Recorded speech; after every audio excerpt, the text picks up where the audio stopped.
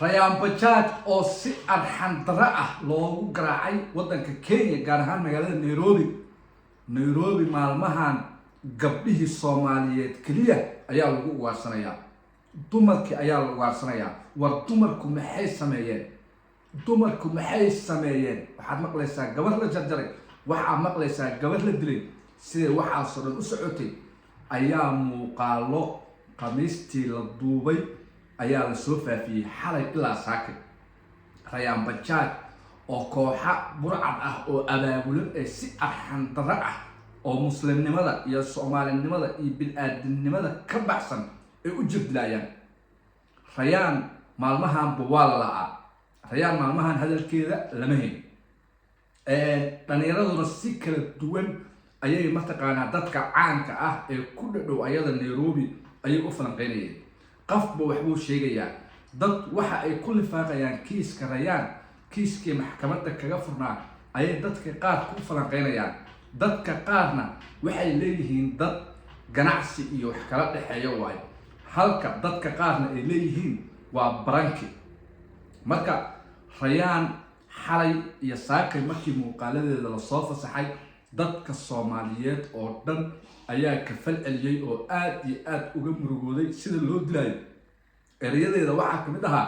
walaalayaal maxaa ii dilaysaan haddaa rabtiin lacag xataa waa idin siinayaa arxan daradaas ka warama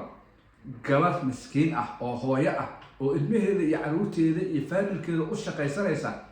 ayaa inta qol lagu xirtay seeta loo garaacayaa laakiin midda meesha taal ayaa waxay tahay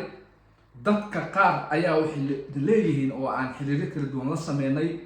gurigeeda ayaa loogu yimid oo lagu shaqoolay oo lagu dhex garaacay halka dadka qaarna ay leeyihiin meel kale oo xaafad kale ah Sashkantri ayay alaab qaf custom inta ka soo dalbaday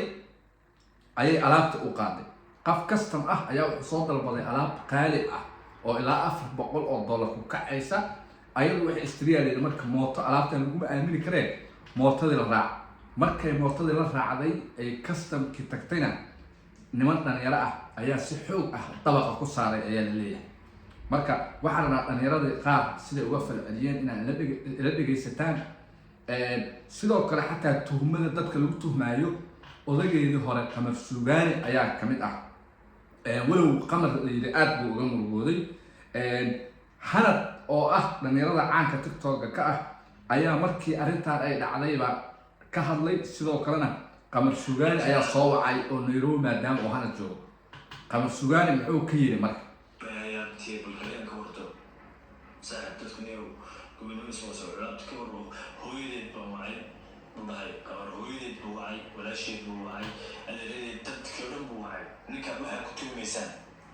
wuxuu leeyahay ninkan tuhumkan aad ku tuhmaysaan gabadha inuu dilay mar alaala markii dhibka gabadha ku dhacay faamilkeeda ehelkeeda oo wacay waa Qamar Suugaani ninka uu ka hadlayo qamar Nairobi haduu joogo waxa ma garanaysaa waa la laakiin kiiskan dadka dawladda ka leeyahay guys waxa weeyaan iska garanaya gabadhaasna cidda kiiskeeda waxa ka mudiyala macnaha wuxuu leeyahay gabadhan kiiskeeda cidda dishay maxkamadda ayuu yaalaa oo macnaheedu uu ka wado kiiskii hore ee maxkamadda yaalay ayuu daba yaalaa ayuu ka wadaa marka aad baan uga xunnahay wixii gabadhan soo gaaray dhalinyaro badan oo caan ah ayaa ka hadashay sidoo kale Cabdiqaadir Boos ayaa asaguna falkan ka hadlay asagana oo mataqaanaa si adag xal uga hadlay ما تساسو على قال من طريق مفتاح سيشكتوا ما ديس صح وديس هذا داير ولا سنه ديسني هو ديس او 3 4 ديس او بلا صح صح يجي ايام afar toori ayaa ku dhacday ayuu leeyahay marka ayaantan maalmahan kiisaska dumarka in la laayo oo si qaas ah loo ugaarsado waa aad bay u soo badanayaan especially magaalada Nairobi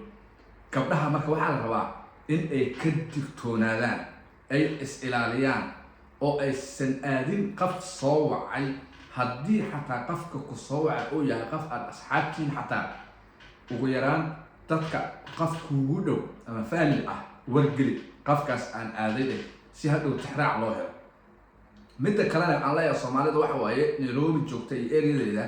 muuqaalka horta dadku soo gaarsii sheegay si dad badan ay u arkaan oo ay waxaan uga digtoonaadaan habeenkii meesha lagu gaaro galabtii 6 galabnimo meesha lagu gaaro haddii xataa naftu kaa baxayso oo biyuhu iyo caleentu hadday kaa go-aan xataa ha isku degin meel ha aadin gurigaaga joog midda kale aan ii sheegayn waxa waaye haddii kooxa burcad ah isku dayaan inay gaari xoog kugu saartaan dagaalan sababtoo haddii ta gaari xoog lagugu saari maago aad markaas raacdo dee kori hoos adiga waxaa waaye qaf badbaadaya mid marka almiine banaanka ku dagaalan waxaa laga yaabaa in aad badbaado ama dadku ay kaa soo gaaraan ama lugahaaga uga baxsato laakiin haddii ta gaari xoog lagugu saaro aad raacdo oo lagu geysto meel kale dee hadda waxba kama qaban karta muuqaalkan sii sheergareeya si gabdhaha Soomaaliyeed aan uga digno ay u arkaan waxaan socda aad arkaysiin waxa waaye waa nacayb gabdhaha Soomaaliyeed loo qabo haddana gabdhaha la dilaayo gabadha ay ka karti iyo ka dadaal badan tahay ayaa la dilayaa waxaan marka waxaa jira gadaal dad ka istaagsan ayaa jira oo dadka dilaya adeegsanaya marka rayaanna waa u duceynaynaa ilaahay ha u boogay ayaan leenahay idinkana u soo duceeya si dad badan ay u arkaan ay ugu duceeyaanna muuqaalka usii sheergareeya walaashan ilaahay caafimaad degdeg ah ha siiyo ayaan leenahay cadaaladna ha hesha hadduu ilaahay